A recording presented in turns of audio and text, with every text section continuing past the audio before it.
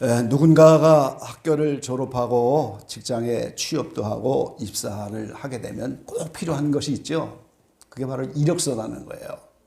또는 자기소개서, 또는 입사 지원서. 특정한 양식이 있는 곳이 있어요. 이력서는 이렇게 써라. 우리 회사에 오려면 입사 지원서를 이렇게 써라. 자기소개서는 이런 양식으로 해라.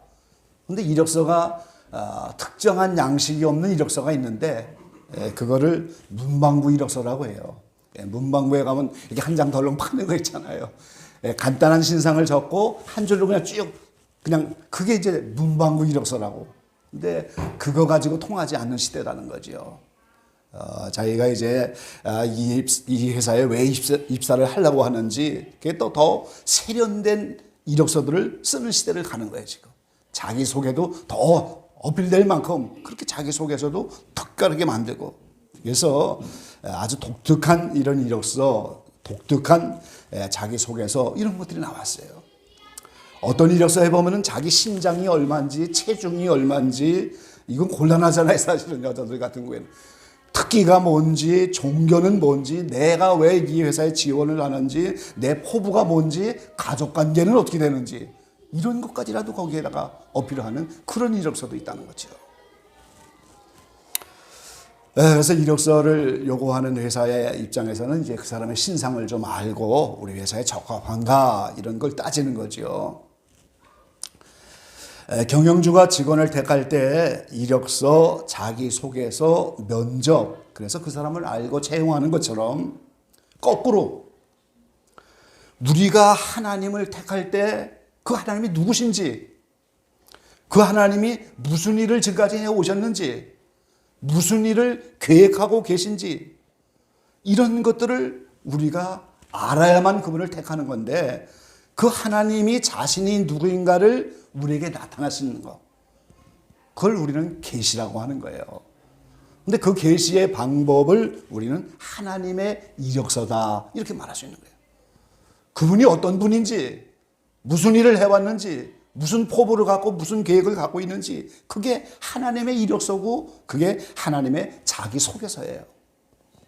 그걸 우리는 계시라고 하는 말로 하는 거죠. 그분이 우리에게 나타내 주셔야 돼. 자기소개서를 봐야 된단 말이죠, 우리가. 그분의 이력서를 봐야 되는 거지요. 그래서 하나님이 계시하는 방법이 여러 가지가 있고, 우리 인생들은 그 하나님의 자기소개서, 자기 이력서를 보고 그분을 내 인생의 주인으로 모시는 거예요. 내 인생을 여기다 걸겠다. 이분을 나의 경영주로 삼겠다. 나의 생명의 주로 삼겠다. 이분을 아버지로 삼겠다. 이분을 나의 창조주로 삼겠다. 나의 지존으로 삼겠다. 조폭세계에서는 오야지라는 그런 말도 쓰잖아요. 오야지가 시키는 대로만 다 먹고 사는 게, 그러니까 하나님을 나의 지존, 나의 오야지로 삼겠다. 실제 부천에 조폭 생활하던 분이 미국 갔다가 저에게 나온 적이 있었는데 그분이 그렇더라고요. 이제 봤더니 오야지가 하나님이더라고. 오야지가 시키는 대로만 먹고 사는 거예요, 깡패세계, 조폭세계. 근데 하나님이 나의 오야지고 그분이 나의 지존이었다는 거예요. 그래서 오늘 하나님이 자신의 이력서와 자신의 자기소개서를 어떤 방법으로 우리에게 나타나 주시는가, 그걸 오늘 함께 나눠보는 것이 오늘 말씀입니다. 첫 번째, 하나님이 자신을 우리에게 보여주신 것이 바로 예수님이신 거예요, 여러분. 하나님은 영으로 계셔서 영원히 우리가 하나님 나라 가도 볼 수가 없는 분인 거예요. 근데 그분이 자신의 모습을 우리에게 보여주신 거, 그게 바로 예수님이신 거예요. 그래서 골로새 1장 15절에 그는 보이지 아니하시는 하나님의 형상이요 모든 창조물보다 먼저 나신 자니. 그러니까 모든 만물 창조물이 생기기 전에 말씀으로 하나님과 함께 계셨는데, 그분이 하나님의 형상으로 눈에 보이는 하나님으로 이 땅에 오셨다는 거예요. 그래서 빌립보 2장 6절에 그는 근본 하나님의 본체시나 하나님과 동등됨을 취할 것으로 여기지 아니하시고 오히려 자기를 비워 종의 형체를 가져 사람과 같이 되었고 사람의 모양으로 나타나셨음에 자기를 낮추시고 죽기까지 복종하셨으니 곧 십자가에 죽으시니라. 그래서 그 예수님을 보고 하나님을 아는 거예요, 우리가. 예수님 자신이 말씀하셨잖아요. 나를 보면 아버지를 본 것이다. 그래서 하나님이 빛이신데 하늘의 빛으로 계신 그분을 어떻게 알아요? 예수님이 오셔서 빛이 되시니까 하나님은 빛이구나. 예수님이 오셔서 사랑을 나타내시니까 하나님이 사랑이시구나. 그래서 로마서 5장 8절에 말씀하셨죠. 하나님이 오늘 사랑의 하나님인데 예수님이 이 땅에 오셔서 십자가에 죽으심으로 그 사랑을 확증하셨다고. 그 예수님의 그 십자가 사건을 보면서 우리가 하나님은 사랑이시구나. 그 하나님의 사랑을 예수님을 통해서 아는 거예요. 아가서에는 그걸 뭐라고 말합니까? 아가서에는 쏟은 향기름이다 그랬어요. 참기름 한 병을 땅에다 쏟으면 냄새가 진동하잖아요. 병 안에 갇혀 있을 때는 별로 냄새가 안 나지만 그걸 땅 위에 쏟으니까 냄새가 진동한 것처럼 하나님의 사랑이 쏟은 향기름처럼 이 땅에 예수님으로 오셔서 십자가에 죽으셨단 말이에요. 그러니까 그 사랑의 향기가 오늘 참기름처럼 냄새가 진동하게 됐다는 거예요. 그 쏟은 향기름이에요.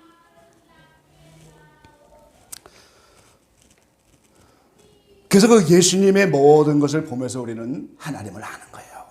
그럼 그 예수님이 초림하여 오실 때는 이제 십자가에 달려 죽으셔서 속죄제물로 죽으셨는데 그 예수님이 재림하여 오신다. 심판주로 오시는 거예요. 그 이야기는 하나님이 이제 인생들을 심판을 하겠다. 그래서 예수님이 곧 그리스도의 심판대에 앉으시고 그분이 백보좌에 앉으시고 그분이 메시아 왕국의 다스리는 왕이시고 예수님을 통하여 다 하시는 거예요. 그래서 우리가 예수님의 일생을 볼 때 오늘 하나님의 시간표를 하는 거고 그 예수님이 마태복음 24장에 노아의 때와 같다 그랬잖아요. 내가 인자가 올 때가 노아의 때와 같다. 그 이 세상에서 사람들이 먹고 마시고 시집가고 집을 사고 팔고 이게 이 시대의 삶인데 그런 때에 오늘 예수님이 오신다고 보여요. 그러니까 우리가 예수님의 일정을 보면서 오늘 하나님의 시간표를 우리가 보는 거예요. 두 번째는 성경을 통해서 하나님은 자신을 나타나셨어요. 그래서 이 성경을 한마디로 말하면 하나님이 자신을 계시하는 계시 전달의 책, 하나님의 자기소개서, 하나님의 자신의 이력서. 그러니까 우리가 사람의 이력서를 보고 아는 것처럼 성경을 보면 하나님이 어떤 분인가, 하나님이 무슨 일을 하셨는가, 앞으로 포부가 뭔가, 무슨 일을 계획하셨는가, 그게 전부 성경에 나와 있단 말이죠. 그러니까 오늘 성경이 하나님의 자기소개서고 성경이 오늘 하나님의 이력서인 거예요. 예수님이 오시기 전에 오늘 성경을 통해서 이미 구약시대에 하나님은 자신을 소개하기 시작하셨고 예수님이 온 후에, 근데 예수님을 온 것을 우리는 본 적이 없잖아요. 2000년 전에 돌아가신 예수님을 누가 봤습니까? 이틀 동안. 성경을 통해서 그 성경이 예수님을 소개하고 있고 그 성경이 오늘 하나님을 소개하고 있고 그래서 이 성경이 오늘 하나님의 모든 계획과 그분의 구속의 방법과 이 모든 것을 하나님의 관계된 모든 걸 전부 성경을 통해서 알려주고 있는 거예요. 그러니까 우리가 하나님을 알려면 그분의 이력서를 보란 말이죠. 그분의 자기소개서를 우리가 봐야 그분을 아는. 이 세상에서도 섬기지만 오늘 하나님 나라에 가서 영원히 섬기는 게 하나님이잖아요. 끝이 없이 하나님을 섬기는데 끝이 없이 알아가는데 이 세상에서 알고 가면 더 유리한 거 아니겠어요, 여러분? 그렇잖아요, 지금. 이 신랑 신부가 한 번도 만난 적이 없는데 이제 신랑은 미국에 있고 신부는 한국에 있는데 서로 카톡으로 하고 얼굴만 보고 결혼해야 되는데 이 신부가 이제 한 번 이미 가면 한국에 못 온다면 그 신랑에 대해서 최대한 알고 가는 게 유리하잖아요. 식성이 어떻고 뭘 좋아하고 옷은 어떻고 그분의 취미가 뭔지 이 신랑에게 잘 보이고 그 신랑과 영원히 살려면 이민 가기 전에 여러 보따리에 그 신랑 중심으로 다 보따리를 쌓을 거 아니겠어요. 그 똑같은 원리인 거예요. 성경을 통해서 하나님이 어떤 분인가 그분을 알고 그분의 모든 걸 알고 우리가 이민 가듯이 하나님 나라 갈 준비를 하는 거예요. 우리가 그 성경을 통해서만 우리는 하나님을 알게 되는 겁니다. 세 번째는 자연 만물을 통해서 하나님은 자신을 나타내셨죠. 로마서 1장 19절로 20절 말씀에 보면은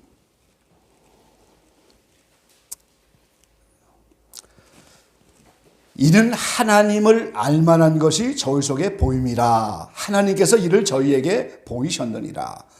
창세로부터 그의 보이지 아니하는 것들 곧 그의 영원하신 능력과 신성이 그 만드신 만물에 분명히 보여 알게 되나니 그러므로 저희가 핑계치 못할지니라. 지으신 우주 만물을 통해서 하나님을 알만한 것을 다 우주 만물 속에 집어넣어 놓으셨다는 거예요. 태양은 딱 하나밖에 없잖아요. 그 예수님이 의의 태양이시라는 거예요. 12궁성이잖아요, 그게. 왜 하필이면 12궁성을 만들겠어요? 하나님 나라의 구조가 12이기 때문에. 그래서 천국에 가면 12진주문이 있고 12지파가 있고 우리 이 땅에서도 영적으로 12지파를 모으시잖아요. 그 12행성의 움직임을 통해서 다 우리에게 계시하시는 거예요. 욥기서에 보면 나와 있죠. 그러니까 이 별자리만 잘 연구해도 하나님의 일하시는 섭리를 알 수가 있는 거예요. 예수님 당시에도 이상한 별이 떠올라서 오늘 그 별을 따라 동방박사들이 예수님을 영접하잖아요. 그럼 마지막 때도 그런 현상들이 나와요. 지구와 태양과 달이 일직선에 놓인다든가 이런 특별한 현상들이 있단 말이에요. 지금 목성 화성에 대해서 좀 특별히 말들이 많은 시대죠. 그런 특별한 천체의 모습들을 보면서도 하나님의 시간표를 알 수가 있는 거예요. 그 지으신 만물에 자기의 모든 것을 다 나타내 주셨기 때문에 이미 만물을 통해서도 하나님은 말씀하고 계시다는 거죠.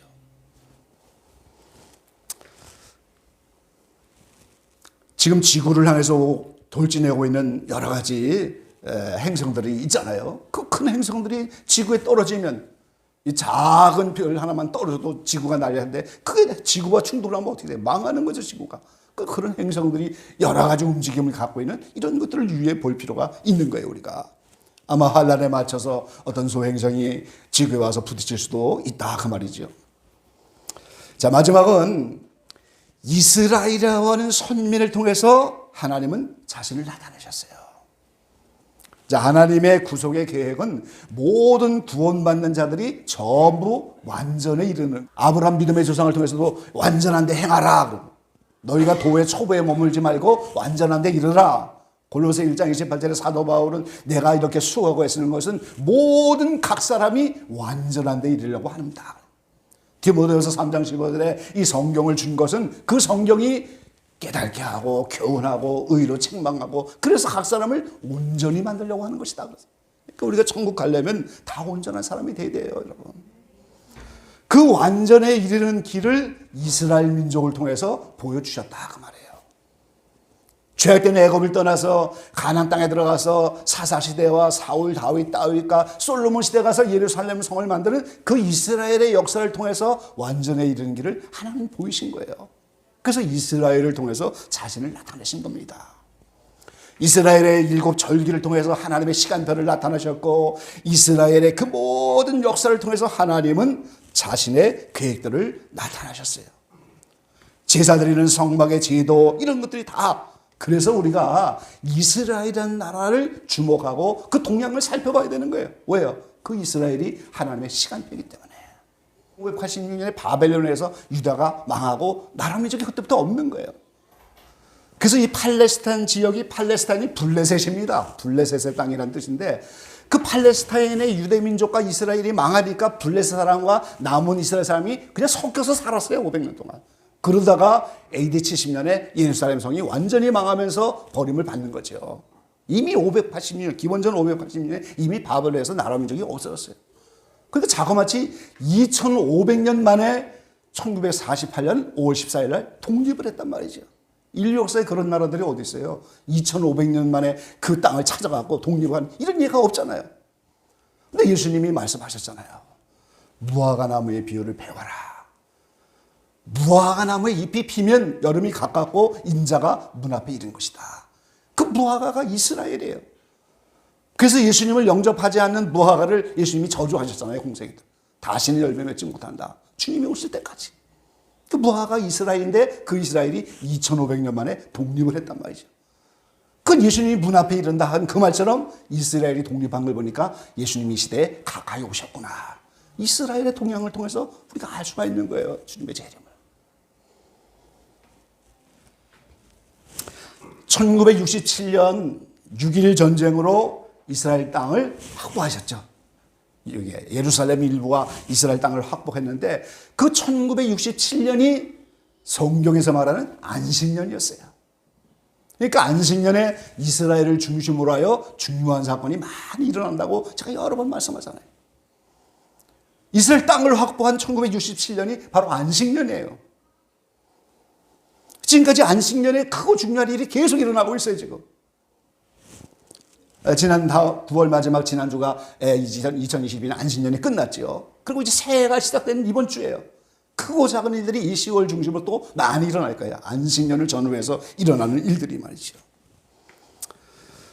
자, 이스라엘 이제 소식에 보니까 이스라엘은 경기도만한 땅입니다, 여러분. 공항이 딱 하나밖에 없어요. 텔아비브에, 이스라엘 바닷가의 텔아비브가 이제 공항이고, 수도는 오늘 트럼프에서 예루살렘이 수도가 됐죠.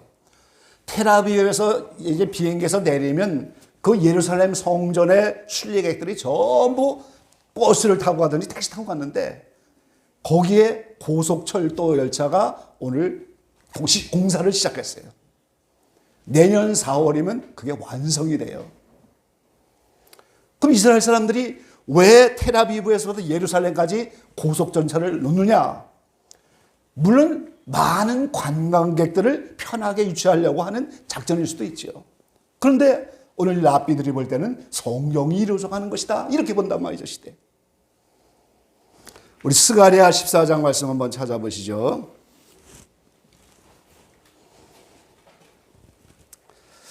제가 가진 성경에는 1325페이지입니다. 스가랴 14장 16절입니다. 16절.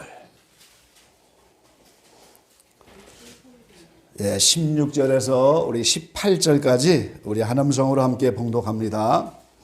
예루살렘을 치러왔던 열국 중에 남은 자가 해마다 올라와서 그 왕 만군의 여호와께 숭배하며 초막절을 지킬 것이라.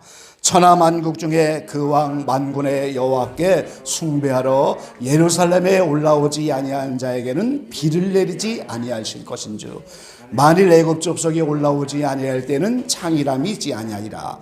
여호와께서 초막절을 지키러 올라오지 아니하는 열국 사람을 치시는 재앙을 그에게 내리실 것이라. 아멘.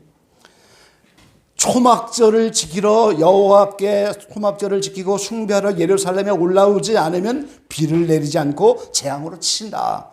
이 말씀은 천년왕국에서 이루어지는 거예요, 사실은. 그런데 오늘 구약시대처럼 말을 타고 예루살렘에 올라가고 걸어 올라가고 그런 시대가 아니잖아요, 지금. 그러니까 고속열차를 준비해서 대량으로 많은 사람들이 올라올 때가 가까우니까 그 열차를 지금 준비한다는 거예요. 우리가 4월 이후에 가면 이제 고속열차 타고 예루살렘으로 바로 들어가게 될 겁니다. 예루살렘을 순례하는 사람들은. 이것이 실제 오늘 천년왕국의 많은 사람이 초막절을 지키고, 이게 천년왕국이 이루어지는 게 초막절인데, 그때 많은 사람이 예루살렘에 예배하러 가려면 이렇게 오늘 고속열차가 개통이 돼야만 가능하다는 거예요. 그러니까 이게 뭐예요? 단순하게 오늘 코로나가 끝났으니까 관광객을 많이 끌어들여서 수입을 높이자, 이런 사람의 계산이 있을지 모르지만 하나님 편에서는 오늘 천년왕국의 초막절을 준비하는 포석을 놓는 그런 거라는 거예요. 그래서 우리가 마지막 때 일어날 일들이 많이 지금 이스라엘에서 일어나고 있는 거예요. 며칠 전에 미국 텍사스에서 붉은 암송아지 5마리를 비행기를 태워서 벤구리온 텔아비브 있는 공항으로 옮겨갖고 예루살렘으로 옮겼어요. 그래서 이 유대 랍비들은 지금 난리가 났어요. 인류 역사상에 하나님께 드리는 제물은 털 하나도 잘못된 게 있으면 안 돼요. 그래서 유대 랍비들이 붉은 암송아지가 텍사스 농장에 나타났다는 이야기를 듣고 랍비들을 보내갖고 6개월 동안 검사를 한 거예요. 털 하나도 이상이 있나? 잘못된 게. 완전히 붉은색인 거예요, 다. 근데 완전히 6개월 동안 검사를 해보니까 이거는 완전한 붉은 암송아지다. 그래서 그 5마리를 오늘 예루살렘으로 비행기 태워서 며칠 전에 도착하게 했단 말이죠. 자, 우리 민수기 19장 말씀을 한번 보시죠. 시간이 없으니까 다 읽어보긴 좀 어렵고요. 자, 민수기 19장 우리 2절 말씀 한번 다 같이 읽어보시죠. 여호와의 명하는 법의 율례를 이제 이르노니 이스라엘 자손에게 일러서 온전하여 흠이 없고 아직 멍에 매지 아니한 붉은 암송아지를 내게로 끌어오게 하고 그랬어요.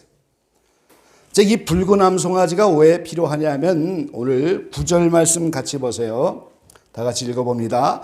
이에 정한 자가 암송아지의 죄를 거두어 진박 정한 곳에 둘지니 이것은 이스라엘 자손 회중을 위하여 간직하다가 부정을 깨끗하게 하는 물을 만드는 데 쓸 것이니 곧 속죄제니라. 자, 12절입니다. 그는 제3일과 제7일에 이 잿물로 스스로 정결케 할 것이요 그리하면 정하려니와 제3일과 제7일에 스스로 정결케 아니하면 그냥 부정하니. 아멘. 우리 권사님이 옛날에 놋그릇을 잿물로 닦아보신 적 있었어요? 예. 저희 어머니도 옛날에 그 제사 지낼 때 놋그릇 있잖아요, 놋그릇. 그거를 꼭 재루다 닦아요, 재루다가. 암송아지를 잡아서 오늘 그걸 끌어다가 이제 하나님 앞에 피를 뿌리고 그러면서 나머지 이런 것들을 다 태워서 그 잿물을 만들어 갖고 그 잿물로 속죄제에 오늘 모든 제사드리고 부정한 사람들 잿물로 씻는 거예요, 지금. 이게 구약의 속죄제의 이제 이후에 나머지 마무리하는 그런 이야기입니다. 자, 17절, 18절에도 말하죠. 그 부정한 자를 위하여 죄를 깨끗하게 하려고 불사른 재를 취하여 흐르는 물과 함께 그릇에 담고 정한 자가 우슬초를 취하여 그 물을 찍어서 장막과 모든 기와 거기 있는 사람들에게 뿌리고 또 뼈나 죽임을 당한 자나 시체나 무덤을 만지에게 뿌리되 그랬어요. 20절에도 말씀하셨죠. 물로 뿌림을 받지 아니하는 자는 부정하니라. 그리고 21절에 보니까 그들의 영영한 율례니라 그랬어요.